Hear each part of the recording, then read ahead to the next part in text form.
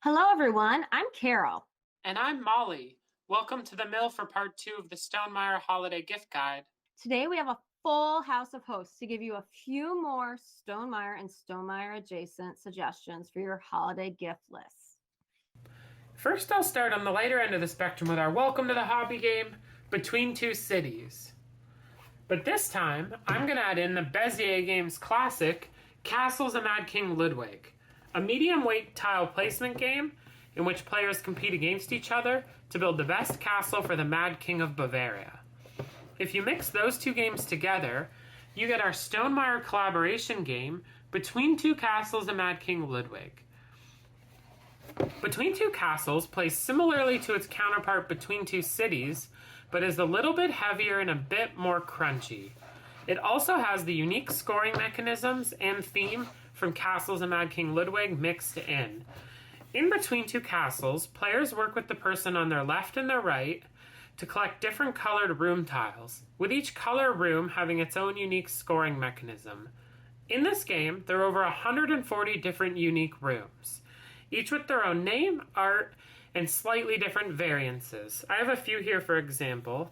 I have a blue bedroom tile, a rabbit room with bunnies in it. I have a basement crystal cave tile. I think this is from the expansion. And I have an outdoor pigsty right here. As you can see, these tiles are very unique looking and you'll never find two that are the same. Between Two Castles also has an expansion called Secrets and Soirees. This expansion adds two new room types with activity rooms and secret passages, along with a solo mode and a brand new mode of play. Another thing I want to show you about the expansion is it fits so snugly into the box. I have right here in yellow the base game, and in purple here is the expansion, and it's so satisfying how they lock together and everything fits in perfectly. Between Two Castles is a great holiday gift for anyone who loves the original Between Two Cities, anyone who loves Castles of Mad King Ludwig, someone who is just looking for that Secrets and Soirees expansion, or for any board gamer who loves medium weight tile placement games, especially if they're drawn in by that semi-cooperative aspect of working with your partners. Between Two Castles is a great sequel to Between Two Cities in my opinion, and if you excel in it, you can even earn the Mad King Ludwig's himself seal of approval. All right, so my next pick for the person on your list is for somebody who likes card games, or maybe they're really into books, and that is Red Rising. Whether you get the collector's edition right on Stonemaier's website or the retail edition, it is wonderful and often usually found at Target as well. So, why would somebody want Red Rising on your gift list? One, as I said, they're really into fantasy. You could also pair it with the novel, which is absolutely wonderful for any fantasy person. Between the world building and all the characters you fall in love with, who are the feature of this game. So, once again, you have beautiful connections to a novel along with beautiful art. My personal favorites are when you get the collector's edition and you have the gold foil for the gold class on the edges, which just looks absolutely beautiful. Mustang here is one of my absolute favorite cards. And if it's someone who's read the books or would want to read the books, these cards add that extra thematic touch that you really can get something out of if you're a book nerd like me. So for instance, Mustang giving 5 points for each different color, people will get a kick out of that. One of my personal favorite thematic cards is Mickey the Carver.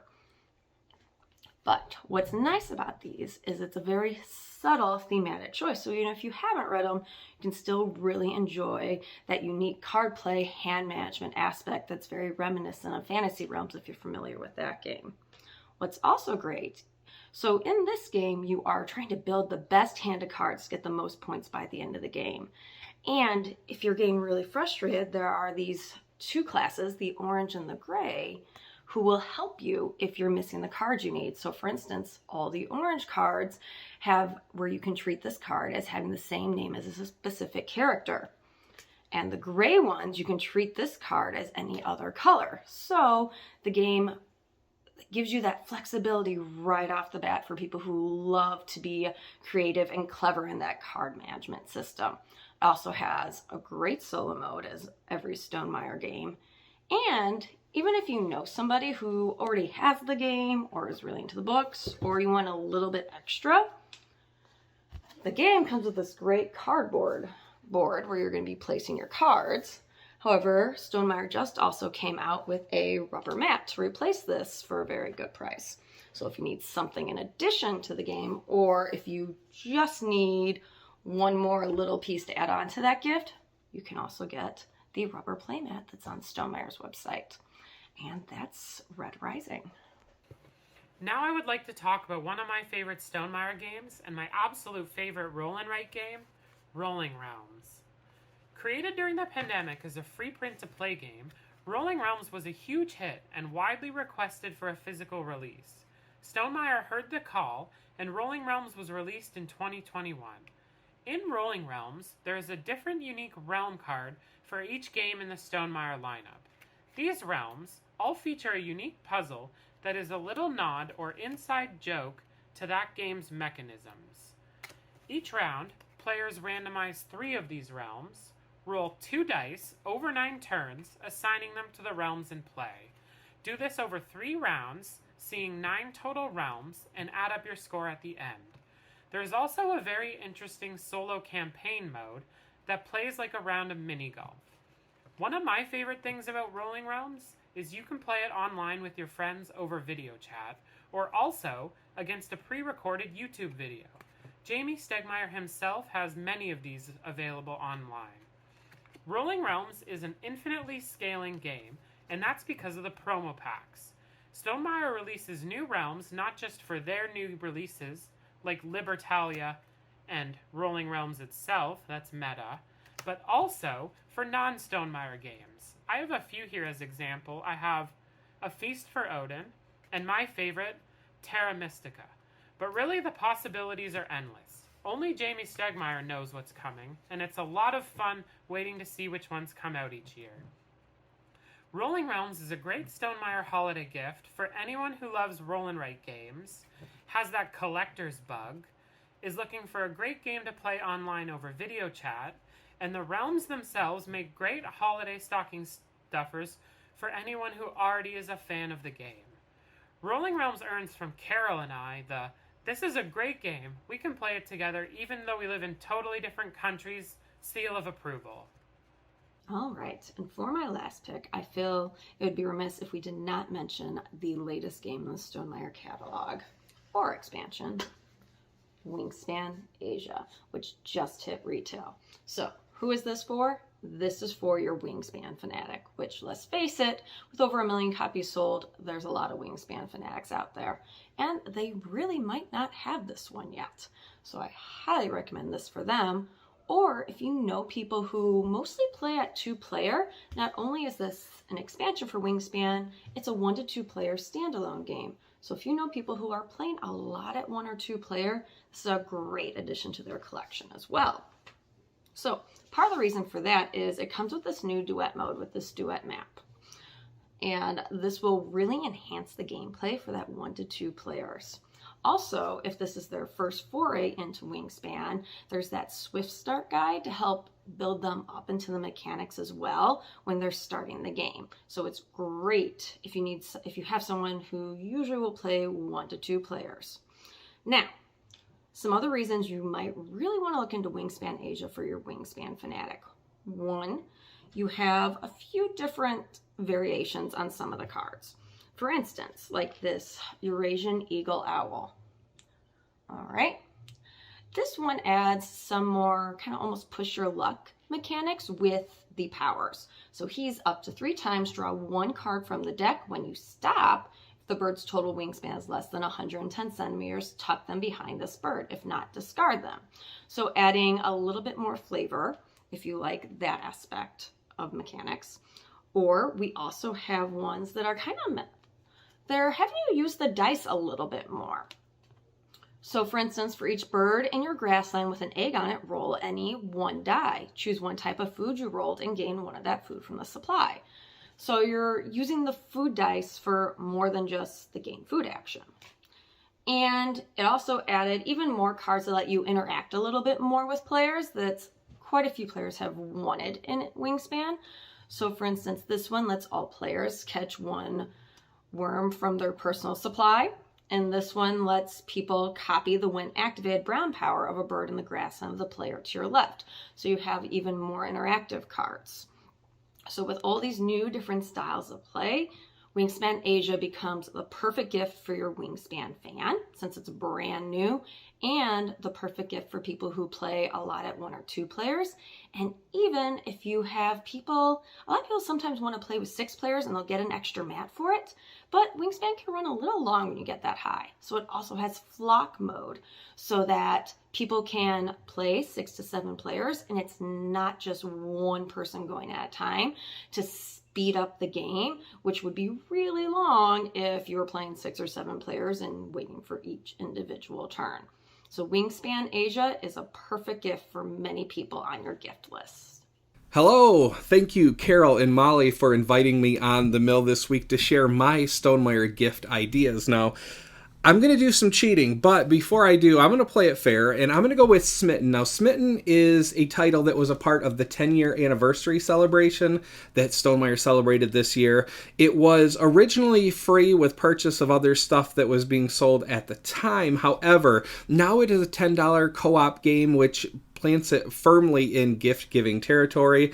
And because it was celebrating 10 years of Stonemaier games, there's actually, art that represents a bunch of different titles, from Scythe to Charterstone to Tapestry to Euphoria to, even Pendulum, Viticulture, and other Stonemaier titles I'm no doubt missed. I see My Little Scythe here, and of course the boys Walter and Biddy. Now, the cool thing about this is that it is a solo game in addition to a cooperative 2-player game, and you're building these 9-card art pieces. You're building 2 of them, but it's the same art for these 2 pieces, 9 cards, and there's a real fun puzzly nature to this title that I like. So I'm going to go ahead and say perfect for gift giving is Smitten. Now, we've heard Carol talk about how great the Scythe metal coins are, just even outside of the game of Scythe, how those accessories really add to it. And so I wanted to kind of reach outside of the board gaming box, I guess, even though we're talking Stonemaier. And Molly did that too, talking the last episode about the Stonemaier disc golf discs that were really well received. So I'm going to throw a couple of things at you. First and foremost, that I just got on Amazon, that one of them is not actually even meant for the board game use I have, but the first one is, and that was just some card holders. Like these ones, I want to say I paid $20, $25 for it, and this actually came with 8 of these. Now what's cool about this is these are actually magnetic, so if you don't have a full deck of cards that you're trying to just store upright in front of you, you can do this, or it has the magnet there and you can lengthen them to make them full length, and there's a few of these. Really like these, despite the fact that I do have a game table. I don't have any of the one that has like the cuts in there to hold the cards upright, so these are really nice and inexpensive. Now this one is one that I mentioned wasn't even for board gaming, so I got some action cubes from Wingspan here, but these are just sauce dishes, just bamboo sauce dishes. That's literally what I looked up, was bamboo sauce dishes, and they're great for putting along the table. These ones don't. Some of them I saw had little pieces of cork here that were glued to the bottom, but great for just sitting on the board game table and holding things. That is a nice natural look. I like the bamboo look there, but also, you can also go full on gamer and do something like this. Game trays. This is actually a Y tray. I think it's still called the Y tray, despite the fact that there are six areas there. And what's cool about these game trays, I actually got this one with the Flamecraft one, so I think this is something that they just began selling, and you can get these from Game Trays. I think they sell them on Board Game Geek, their store too, but they're not just for board games. Like, even though, yes, it's Game Trays, it's for board games, for having pieces on the table, kind of like you have here, but I built a Lego set recently, and if you've built Lego, you know that the bags usually have a few extra pieces, and rather than just having them rolling around the table and possibly getting mixed into the next bag, I just toss the extras into one of these, just, for storage, just for a minute. So you can never have too much just random game storage, I guess, because it can be useful for other things. Now, if you want to go premium on these type of things, I have this right here. It's called Token Sesame. I got this for my birthday this year, and it's really cool because it's modular. And what I mean by that is this is kind of the default presentation of it, and it's got a little bit of a lazy Susan right there. In fact, I should mention that's another thing that would be surprisingly helpful for board gamers is a nice low profile lazy Susan, so that game board can kind of rotate. Something to keep in mind there. I don't have one for myself, but I haven't had much need for that. In any case, what's cool about this is, even though this is the default presentation, this thing kind of splits in half. These kind of split in half, so that you could have just trays, kind of like you would have this stuff laying out. And there's actually an insert here in the middle that you can kind of lean your cards against, so you can have cards on offer.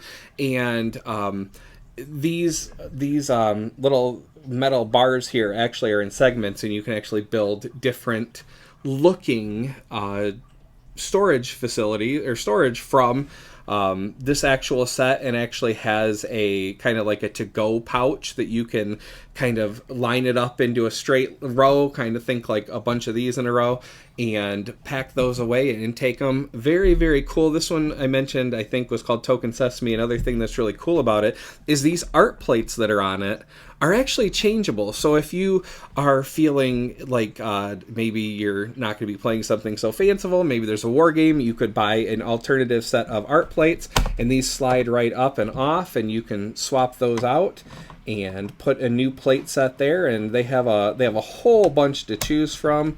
Look at that, I even got that on there backwards. So kind of a cool upgrade right there. And then there's also, if you like the scythe coin idea, but maybe you have more card players, maybe the traditional card gamer, you could do something like these Roxley iron clays. Now, I told you I was cheating, I was going away from Stonemaier, but these Roxley iron clays, I got this for my birthday a couple of years ago, I think it was. But these are just really heavy duty, kind of like poker chips is really what they are. It says here it's luxury game counters, but they're poker chips. And they're weighted, so they have a really nice weight, a really nice feel.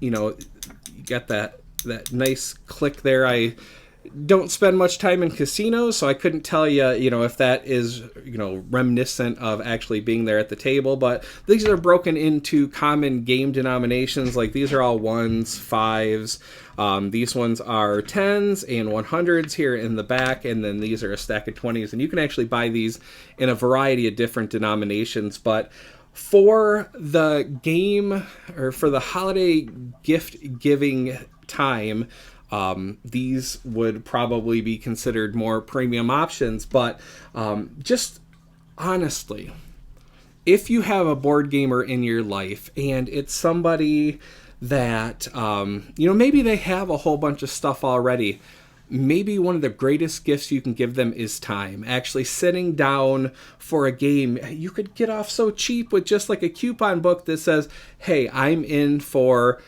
a game that's an hour and a half, or I'm in for your favorite game. I'm in for, whatever it is. If they have that love of board gaming, chances are they don't get to play as often as they want to. And I'm telling you, even if they're playing a couple of times a week, a few times a week, even daily, probably if you're not someone that typically sits across the table from them, you being there and playing that game with them is probably going to mean more than you even think. So let's not rule that one out. It's great to have these, these different range of items, from the stuff you can get on Amazon to the stuff that you can get like kind of really nice upgrades with the Token Sesame and the iron clays here. Time is one that is invaluable. It's really the only thing that we can't make more of. If we run out of money for board game upgrades, we can go make more money, but the time is something that is fleeting. and certainly a great gift to give so that you guys can spend that time together. And yeah, I've certainly taken up enough time. Thank you so much again, Carol and Molly, for allowing me to sit in here and share some of the gift giving fun here, even though I'm not giving any gifts, I guess. Except for my time, right? So yeah, thank you so much for watching us. I hope you enjoyed part 1 of the gift giving guide and part 2 as well. I think Carol and Molly have done a fantastic job. It's not always easy to hop in front of the camera and just talk, and they're doing a great job, and I'm really looking forward to how they continue to grow and develop and bring you and bring us both great Stonemaier news into the future. So again, thank you so much for joining us. Until next time, take care of yourselves and each other. Thanks for watching. Bye.